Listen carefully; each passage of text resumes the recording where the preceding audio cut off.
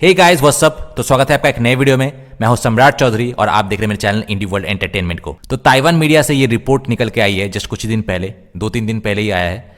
और वहाँ पे वो लोग यहाँ पे डिस्कस कर रहा है कि ट्रंप तो आज नहीं तो कल चाइना पे और भी ज़्यादा 400% से भी ज़्यादा टैरिफ लगाएंगे ही।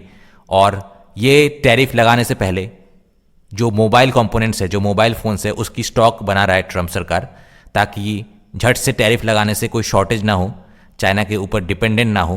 तो ये वीडियो जो है उसकी एनालिसिस है कि क्या आईफोन कंपनी ये टैरिफ लगने से, ये सिचुएशन आने से पहले ही अपने पूरे प्रोडक्शन लाइन को इंडिया में शिफ्ट कर सकते हैं या नहीं।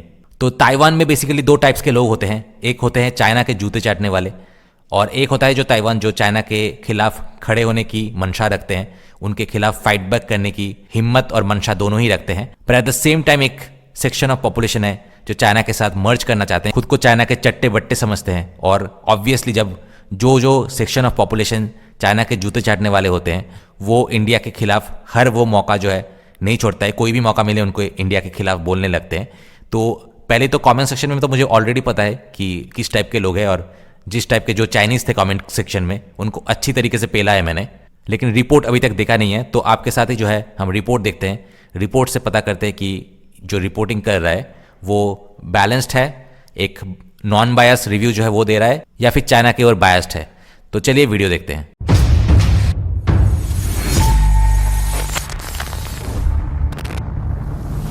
दोस्तों, मैंने इंडी वर्ल्ड के अलावा भी बहुत सारे दूसरे चैनल्स को भी एस्टैब्लिश किया है। अगर आपको मेरे साथ पार्टनरशिप में कोई नया चैनल स्टार्ट करना है या फिर मेरे एग्जिस्टिंग चैनल्स में पार्टनरशिप करना है, तो मुझे कांटेक्ट कीजिए इस नंबर पे। नमस्कार सभी को। जब लोग इस बात से चिंतित थे कि आईफोन पर कैटास्ट्रोफिक टैरिफ लगेगा, तो अमेरिकी कस्टम्स डिपार्टमेंट के एक कार्यकारी आदेश ने एप्पल को समय पर राहत पहुंचाई। चीन में उत्पादित विशिष्ट उत्पादों जैसे इंटीग्रेटेड सर्किट्स, सेमीकंडक्टर उपकरण, flash memory, smartphones, computer tablets आदि पर अब सो कॉल्ड 125% रेसिप्रोकल टैरिफ नहीं लगाया जाएगा। यह निस्संदेह एप्पल के लिए राहत की बात है, जिसने हाल ही में भारत से 600 टन आईफोन तत्काल एयरलिफ्ट किए हैं। लेकिन कल ही व्हाइट हाउस की विदेश व्यापार टीम ने पूरी तरह से विपरीत आवाज जारी की, जिसमें इस बात पर जोर दिया गया कि टैरिफ के लिए कोई विशेष अपवाद नहीं है और उपभोक्ता इलेक्ट्रॉनिक्स की छूट केवल अस्थायी है। IPhones, max and Apple watches सहित सभी प्रकार के इलेक्ट्रॉनिक उत्पादों को 1 महीने के भीतर ही प्रमुख टैरिफ समायोजन का सामना करना पड़ेगा। दूसरे शब्दों में, एप्पल के सिर पर लटकी टैरिफ की तलवार अभी भी हवा में लटकी हुई है और कभी भी फिर से गिर सकती है। हम दर्शक वास्तव में बार बार होने वाले बदलावों, बार बार होने वाली कटाई और बार बार होने वाले मौखिक हमलों के आदी हो चुके हैं। लेकिन एप्पल, डेल एंड एचपी जैसी इंटरनेशनल कंज्यूमर इलेक्ट्रॉनिक्स जायंट्स के लिए जीवन इतना अच्छा नहीं है। इसे हम इस तरह से समझ सकते हैं। अमेरिकी सरकार के पास इस बात पर कोई निर्णय नहीं है कि चीन में अमेरिकी कंपनियों को एक निश्चित अवधि देनी है या अपने देश में उपभोक्ताओं के लिए भारी कदम उठाने हैं। यह वास्तव में काफी उलझा हुआ है। गुओ मिंगची के खुलासे के अनुसार एप्पल ने वास्तव में मार्च के अंत में एक संबंधित परियोजना तैयार की थी। योजनाओं में से एक 2025 में भारतीय कारखाने की कुल उत्पादन क्षमता को तेजी से बढ़ाना था, जिससे 25 मिलियन यूनिट के मूल लक्ष्य को बढ़ाकर 30 मिलियन यूनिट किया जा सके। इसकी योजना धीरे धीरे भारत में चेन्नई स्थित फैक्ट्री में हाई एंड प्रो सीरीज के आईफोन मॉडल बनाने की भी है। इन अतिरिक्त भारतीय उत्पादन क्षमताओं का इस्तेमाल घरेलू अमेरिकी बाजार में आपूर्ति के लिए किया जाएगा। हाँ, हम ऐसी तस्वीर की कल्पना कर सकते हैं।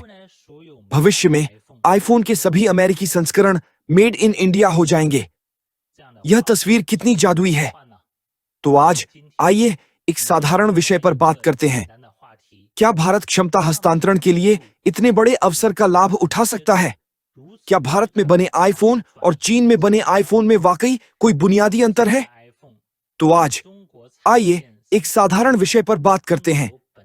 क्या भारत क्षमता हस्तांतरण के लिए इतने बड़े अवसर का लाभ उठा सकता है?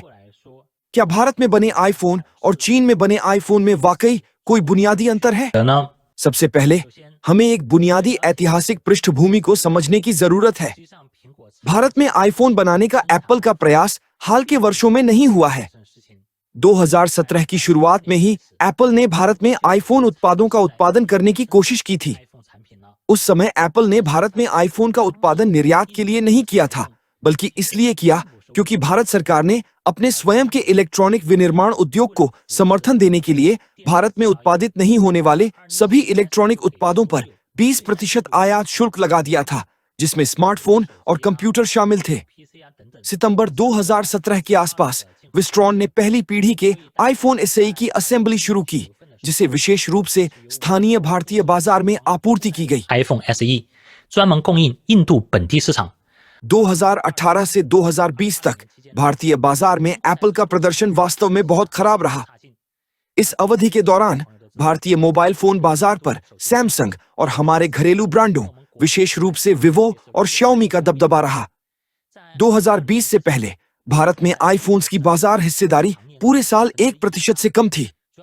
इसके दो मुख्य कारण हैं। एक, एप्पल की कीमतें भारतीय बाजार के अनुरूप नहीं थीं। यहां तक कि सबसे कम कीमत वाले आईफोन SE सीरीज की कीमत भी $200 से अधिक थी, जो कि अधिकांश भारतीय उपभोक्ताओं के लिए किफायती नहीं थी। भारत में उच्च व्यय करने वाले स्थानीय समूहों ने विदेशों में निर्मित उच्च स्तरीय आईफोन मॉडलों को प्राथमिकता दी। इसके अतिरिक्त विस्ट्रॉन ने बताया कि इस समय भारतीय कारखानों की उत्पादन क्षमता और उत्पादन दर बहुत कम थी, यहां तक कि आईफोन 6s और आईफोन 7 जैसे पुराने मॉडलों के लिए भी। यह कम लाभप्रदता मुख्य कारणों में से एक थी, जिसके कारण बाद में उन्होंने कारखानों को टाटा समूह को बेच दिया। एप्पल ने भारतीय कारखानों पर कब ध्यान देना शुरू किया? एप्पल ने 2021 के आसपास भारतीय कारखानों पर गंभीरता से विचार करना शुरू कर दिया। हुआवे घटना का बढ़ना, ट्रंप के पहले कार्यकाल के दौरान व्यापार युद्ध का विस्तार और अन्य कारकों ने एप्पल को धीरे धीरे अपनी उत्पादन क्षमता का एक हिस्सा चीन से दक्षिण पूर्व एशिया में स्थानांतरित करने के लिए प्रेरित किया। एक ऐतिहासिक घटना फॉक्सकॉन का भारतीय बाजार में बड़े पैमाने पर प्रवेश था, जिसने दुनिया की दूसरी सबसे बड़ी फैक्ट्री बनाने के लिए बेंगलोर में 300 एकड़ जमीन का अधिग्रहण किया। 2023 तक भारतीय कारखानों ने नए आईफोन मॉडल का उत्पादन शुरू कर दिया होगा। आईफोन 15 श्रृंखला का वैश्विक समकालिक उत्पादन हासिल किया होगा और यूरोपीय और अमेरिकी बाजारों में निर्यात किया होगा। 欧美市场呢， ऑनलाइन अफवाहें फैली हैं कि भारतीय कारखानों में आईफोन उत्पादन लाइन की उपज दर केवल 50% है। क्या यह सच है? अगर आप ऐसा मानते हैं तो संभवतः आपको आधुनिक स्मार्टफोन निर्माण के बारे में बहुत कम जानकारी है। हकीकत में जबकि शुरुआती दिनों में भारतीय कारखानों की उत्पादन दर अपेक्षाकृत कम थी, तब से इसमें काफी सुधार हुआ है। आईफोन 13 और 14 की पीढ़ी तक भारतीय कारखानों में उपज दर 85% या 90% से भी अधिक हो गई थी। हालांकि यह अभी भी चीनी कारखानों की अल्ट्रा हाई उपज दर 98% से पीछे है, लेकिन उपज दर अब भारतीय मैन्युफैक्चरिंग के लिए मुख्य मुद्दा नहीं है। 但是总的来说，良率其实并不 भारत का मोबाइल फोन, मैन्युफैक्चरिंग और असेंबली उद्योग उतना पिछड़ा नहीं है जितना लोग सोचते हैं। 想的那么落后。那么我们知道，并且每年还在逐步提升。 एप्पल नॉर्थ अमेरिकन मार्केट में प्रतिवर्ष लगभग 66 से 75 मिलियन आईफोन बेचता है, जिसका उत्पादन मूल्य लगभग $80 बिलियन है।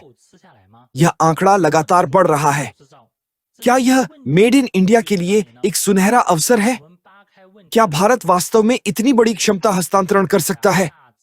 भारतीय मैन्युफैक्चरिंग के साथ वास्तविक समस्याएं क्या हैं?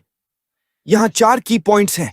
किसी आईफोन की वास्तविक निर्माण लागत का आकलन करते समय हम केवल श्रम, फैक्ट्री भवन या उपयोगिताओं को नहीं देख सकते। हमें संपूर्ण एप्पल सप्लाई चेन की व्यापक लागत पर विचार करना चाहिए। 整个果链的综合成本，印度制造以及 भारतीय और वियतनामी मैन्युफैक्चरिंग की मेन वीकनेस असेंबली कैपेबिलिटी या क्वालिटी नहीं है, बल्कि उनकी सप्लाई चेन्स की नाजुकता है।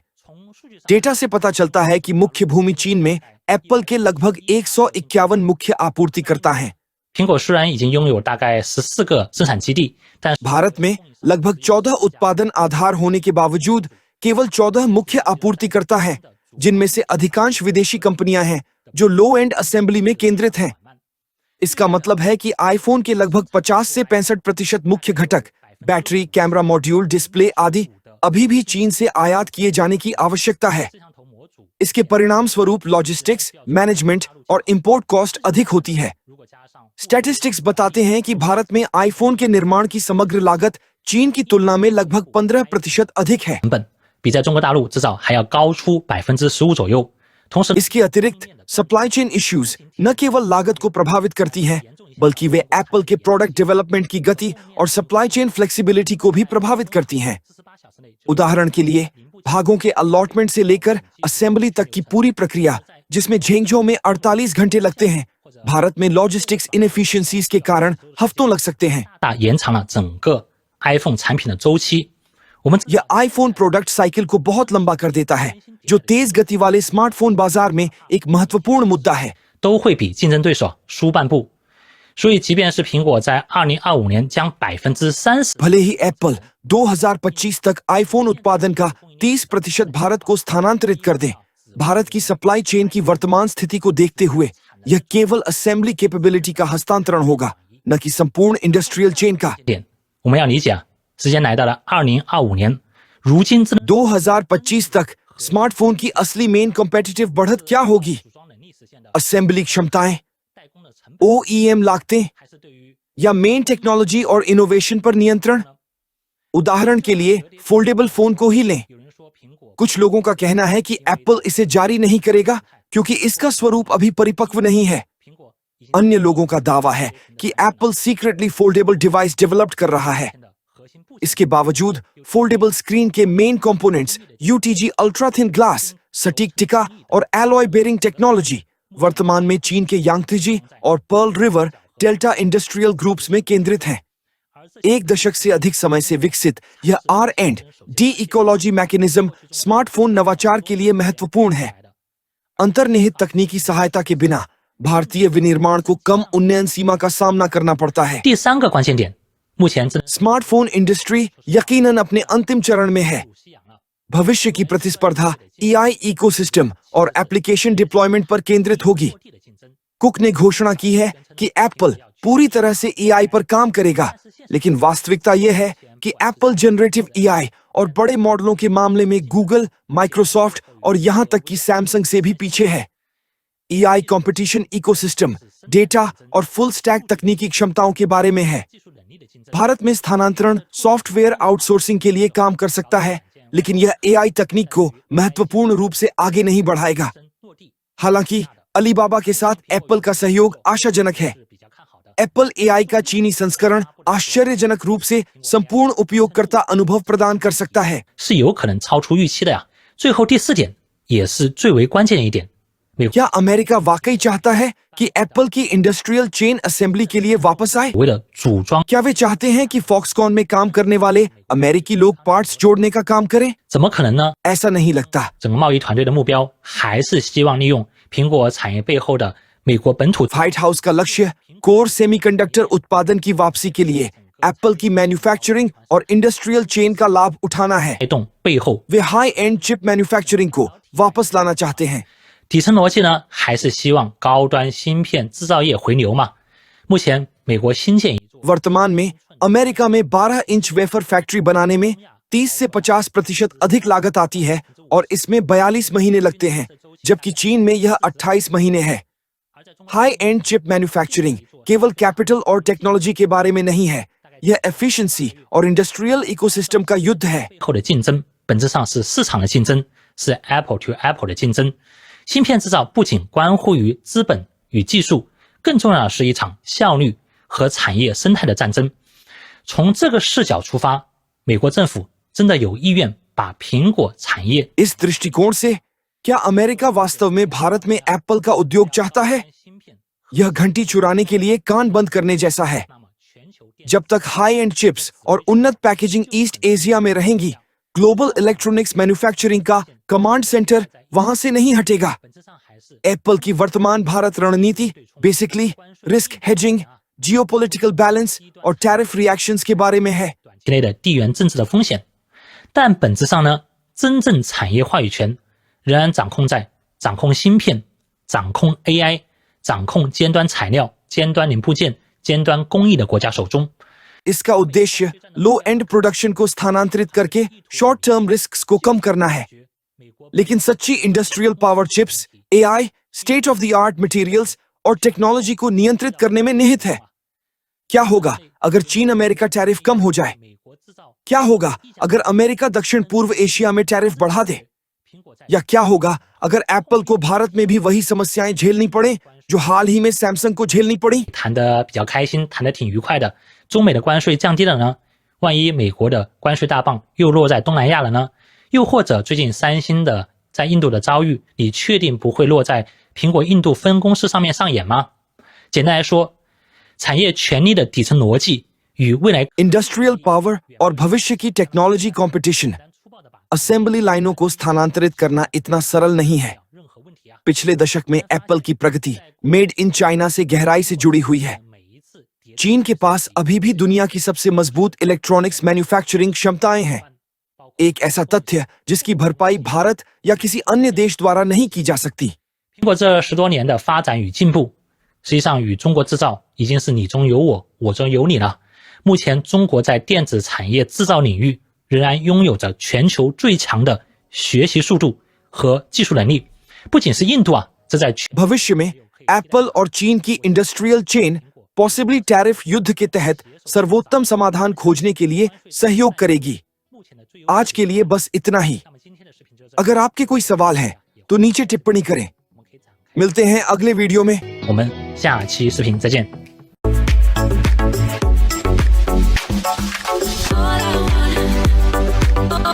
सबसे पहले सुक्टोमी ने लिखा है कि भारत में सैमसंग को जिस तरह की हड़तालों और जुर्मानों का सामना करना पड़ रहा है, उसे देखते हुए मुझे लगता है कि एप्पल अपनी उत्पादन लाइनें भारत में स्थानांतरित करके भारत को फिर से महान बनाने में सफल होगा।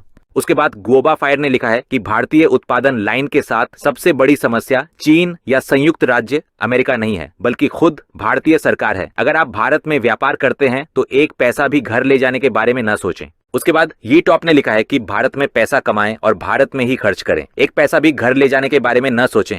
तो मैं बहुत सारे ऐसे कमेंट्स देख रहा हूं जहां पे मेन मुद्दा यही है कि वो इंडियंस में मेन उनका कंप्लेन यही है कि वो इंडिया में कमा के अपने देश वो पैसे नहीं ले जा सकते हैं। तो इन सारे कमेंटर्स को मैंने एक ही रिप्लाई किया है कि तुम लोग क्या 21st सेंचुरी के इंडिया को ब्रिटिश इंडिया समझते हो? एक तरफ तो ब्रिटिश ने पूरे तरीके से इंडिया के वेल्थ लूट के अपनी इंफ्रास्ट्रक्चर बनाई, खुद को डेवलप बनाया, और दूसरी ओर हमारे ही लूटे वेल्थ को यूज करके हमें ही उल्टा थर्ड वर्ल्ड कंट्री, पिछड़ा हुआ देश, ये सब बोल के खुद की फ्रैजाइल ईगो को सेटिस्फाई करते हैं। हाँ, हमें ये जरूर इंश्योर करना पड़ेगा कि ये वेल्थ जो है ये करप्ट पॉलिटिशियंस और बड़े बड़े बिजनेसमैन के हाथों ही सिर्फ रह के ना रह जाए, लोगों तक भी पहुंचे। But at the same time we have learned our lessons. अब हम कोई ईस्ट इंडिया कंपनी को इंडिया से वेल्थ लूट के नहीं ले जाने देंगे। उसके बाद स्टेफजन ने लिखा है कि ज्यादा से ज्यादा अमेरिका को बेचे जाने वाले एप्पल उत्पादों को कम आयात शुल्क वाले क्षेत्रों में स्थानांतरित किया जाएगा। क्या यह 30% हो सकता है? हालांकि अमेरिका और भारत के बीच व्यापार वार्ता अब भी समाप्त नहीं हुई है और यह अनिश्चित है कि अमेरिका भारत पर भारी कर लगाएगा या नहीं। वास्तव में जहां भी एप्पल जैसे अमेरिकी ब्रांड का उत्पादन किया जाता है और संयुक्त राज्य अमेरिका को निर्यात किया जाता है, संयुक्त राज्य अमेरिका को उस स्थान के साथ व्यापार घाटा होगा। समस्या हल नहीं हुई है और ट्रंप और अन्य मेगा गुट अभी भी संतुष्ट नहीं होंगे। अंत में भारत में पैसा कमाना और विदेशों में मुनाफा स्थानांतरित करना बेहद मुश्किल है। मुझे आश्चर्य है कि क्या एप्पल मानसिक रूप से तैयार है। उसके बाद मिंग ने लिखा है कि निश्चित रूप से अमेरिका सिर्फ एक बड़ा भारत है। देखिए कि भारत में कितने सालों से उच्च टैरिफ हैं, लेकिन क्या इसने कोई मेड इन इंडिया उत्पाद बनाया है? अगर आप विनिर्माण में सुधार के लिए टैरिफ पर भरोसा करना चाहते हैं तो मोदी के पास बहुत अनुभव होना चाहिए। उसके बाद गोइजू ने लिखा है कि आईफोन का उत्पादन फॉक्सकॉन द्वारा नहीं किया जाता है, बल्कि इसे फॉक्सकॉन द्वारा असेंबल किया जाता है। आईफोन के पुर्जों की सप्लाई चेन अभी भी बहुत लंबी है। अब हम केवल फॉक्सकॉन को ही वहां ले जाते हैं और कई पुर्जों की आपूर्ति अभी भी चीन से करनी पड़ती है। उसके बाद लो एंड ट्रंग ने लिखा है कि कारोबारी माहौल और अन्य मुद्दे महत्वपूर्ण नहीं है। हम ये आदर्श मान सकते हैं कि भारत चीन को हराने के लिए अमेरिका के लिए मुफ्त में काम करेगा और भारतीय कड़ी मेहनत करेंगे। भारत अमेरिका के लिए कड़ी मेहनत कर सकता है, लेकिन इंडस्ट्री चेन के लिए मेन चैलेंजेस हैं बिजली, इंजीनियरिंग और शिक्षा की स्तर। जिसके रिप्लाई में मैंने लिखा है कि अगर तुम ताइवान से हो तो साले जान लो कि हम तुम्हारी तरह यूएसए पे डिपेंडेंट नहीं है खुद को बचाने के लिए। We can very well protect ourselves from China. तो मुफ्त में काम करना तो भूल जाओ। इंडिया यूएसए के काम करने के लिए, यूएसए के प्रोडक्ट्स मैन्युफैक्चर करने के लिए अच्छे खासे शर्त भी लगाएंगे। और अगर तुम चाइना से हो ये कमेंट कर रहे हो तो ये जान लो कि हमारे इतने बुरे दिन भी नहीं आए कि तुम्हें हराने के लिए हमें किसी के लिए फ्री में काम करना पड़े। बस इंडिया एक हिंदू राष्ट्र बन जाए, चाइना की तरह वन नेशन वन रिलीजन बन जाए। एक्चुअली वन रिलीजन बनने की भी जरूरत नहीं है, बस एक कैंसर रिलीजन को हटा दे तो वही काफी है। तब तो इंडिया की ग्रोथ को कोई रोक नहीं सकता। लेकिन अनफॉर्चुनेटली अभी तक इंडिया में ऐसी कोई पॉलिटिकल पार्टी आई नहीं है जो कि ये कर सके। अगर ये कर लिया होता इंडिया ने तो बहुत दिन पहले ही जो है चाइना से ऊपर होता। उसके बाद ली किन बू ने लिखा है कि मेरा मौजूदा आईफोन 14 भारत में बना है, ये बकवास है, जब भी मैं कोई बटन प्रेस करता हूँ वो क्रैश हो जाता है। उसके बाद माइक लिन ने लिखा है कि भारत में अभी भी कई समस्याएं हैं, कारोबारी माहौल खराब है और ईमानदारी नहीं है। क्या होगा अगर किसी दिन कोई एप्पल पर जुर्माना लगाने का बहाना ढूंढ ले या भारतीय कर्मचारी मांग करे कि उनका वेतन अमेरिका के समान हो। उसके बाद एक्स ये जेडी ने लिखा है कि करी स्वाद वाले एप्पल अमेरिकियों के लिए सौभाग्य की बात है। उसके बाद सैंडी स्प्रिंग ने लिखा है कि असेंबली क्षमता और आपूर्ति श्रृंखला दोनों के मामले में मेड इन चाइना स्पष्ट रूप से मेड इन इंडिया से कहीं ज्यादा मजबूत है। एप्पल चीन से उत्पादन क्यों हटाना चाहता है? चीन चाहे कितना भी मजबूत क्यों ना हो, एप्पल आपको ऑर्डर क्यों नहीं देता? क्या भारत या संयुक्त राज्य अमेरिका की भविष्य की उत्पादन क्षमता स्थिर रहेगी? समस्याओं के बारे में सोचने के लिए दीर्घकालिक दृष्टिकोण की आवश्यकता होती है। उसके बाद एलन ने लिखा है कि चाहे आपूर्ति श्रृंखला सुदृढ़ हो या मैन्युफैक्चरिंग टेक्नोलॉजी उन्नत हो, क्या आप इकोलाई प्लस करी स्मेल वाला आईफोन चाहेंगे? उसके बाद हॉलैंड ने लिखा है कि यह भी संदिग्ध है कि क्या अमेरिकी लोग करी फ्लेवर्ड इकोलाई आईफोन खरीदेंगे। यूरोप ने पहले कहा था कि वह केवल चीन में बने आईफोन ही चाहता है। जिसके रिप्लाई में मैंने लिखा है कि कम से कम made in China phone use करके चमगादड़ की टट्टी की बदबू तो नहीं आएगी उससे, या फिर एटलीस्ट लोग कोरोना से तो सफर नहीं करेंगे। और करी तो फिर भी टेस्टी है, but the taste of Chinese dishes are as blunt as their faces. उसके बाद एलाई डोंग ने लिखा है कि भारत को बधाई, उन्होंने पहले ही बोइंग को गिरा दिया है और एप्पल को भी गिराने की कोशिश करेंगे। जिसके रिप्लाई में मैंने लिखा है कि आपको भी बधाई हो चाइना, जिनके रॉकेट्स टूट के अपने ही देशवासियों के सर पे गिरता है, वो बोइंग क्या कुछ भी गिरा सकते हैं। और साले अकल से पैदल जरा एविएशन सेफ्टी में अपना रैंक देख ले, इंडिया तो ऊपर है। इसलिए तो इंडिया ने चाइना से डायरेक्ट फ्लाइट बैन कर दिया है। हर बात चाइनीज सरकार भीख मांगने आते हैं कि प्लीज चाइना से इंडिया को डायरेक्ट फ्लाइट जो है वो रिज्यूम कर दो। लेकिन इंडियन सरकार को भी पता है कि देश के नागरिकों को चाइनीज माल में उड़ाना खतरे से खाली नहीं है। और हमारे कुछ वानाबी कूल व्लॉगर्स है जो कि आए दिन आ जाते हैं, शॉर्ट्स बनाते, वीडियोस बनाते कि चाइना कितना एडवांस्ड है, कितना कुछ है। लेकिन जिन जिन चीज़ों में इंडिया आगे है चाइना से, वो हाईलाइट नहीं करते हैं। चलो क्रिटिसिज्म अच्छा है, इंप्रूवमेंट के लिए अच्छे है, बट जो कूल बनना चाहते हैं कुछ लोग हैं कि इंडिया को पीछे दिखा के वो कूल सोचते हैं कि बहुत कूल बन गए, उससे मुझे प्रॉब्लम है। अगर रिपोर्टिंग करनी है तो बैलेंस करो, अगर क्रिटिसिज्म करना है तो बैलेंस करो।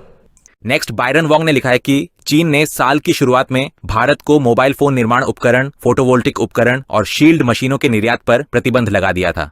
जिसके रिप्लाई में मैंने लिखा है कि तो क्या उखाड़ लिया है? सप्लाई चेन्स तो फिर भी जो है एप्पल से लेके बहुत सारे प्रोडक्ट्स इंडिया में ही आ रहे हैं मैन्युफैक्चरिंग के लिए।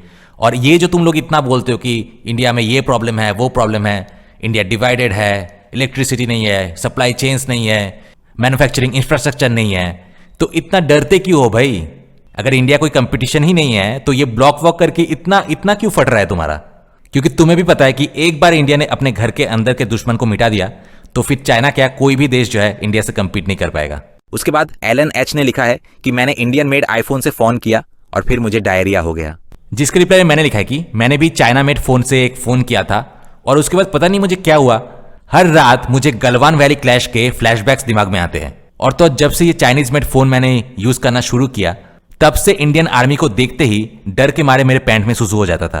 जब मैंने ये चाइनीज मेड फोन को गटर में फेंका तब जाके इस सिम्टम से छुटकारा मिला। उसके बाद मेपल स्टोरी ने लिखा है कि क्योंकि Xiaomi ने इंडिया में मैन्युफैक्चरिंग की है, उसके बदौलत इंडिया मोबाइल मैन्युफैक्चरिंग इंडस्ट्री में सेल्फ डिपेंडेंट हो गया है। एक तरीके से Xiaomi ने ही इंडिया को मोबाइल प्रोडक्शन कैपेसिटी प्रदान की है, क्योंकि Xiaomi ने पिछले 10 सालों से इंडिया में मोबाइल प्रोडक्शन की है। जिसके रिप्लाई मैंने लिखा है कि उस हिसाब से तो diamond cutting, Ayurvedic products manufacture करना, मेडिसिन बनाना, वो सब कुछ तो तुमने इंडिया से ही सीखा है। अगर ये लॉजिक है तुम्हारा तो ये सब चीज तो तुमने इंडिया, एक्चुअली सिर्फ इंडिया नहीं, अगर देखा जाए जितना भी तुम्हारा सो कॉल्ड अकॉम्प्लिशमेंट्स है वो सारे ही किसी न किसी देश से कॉपी है।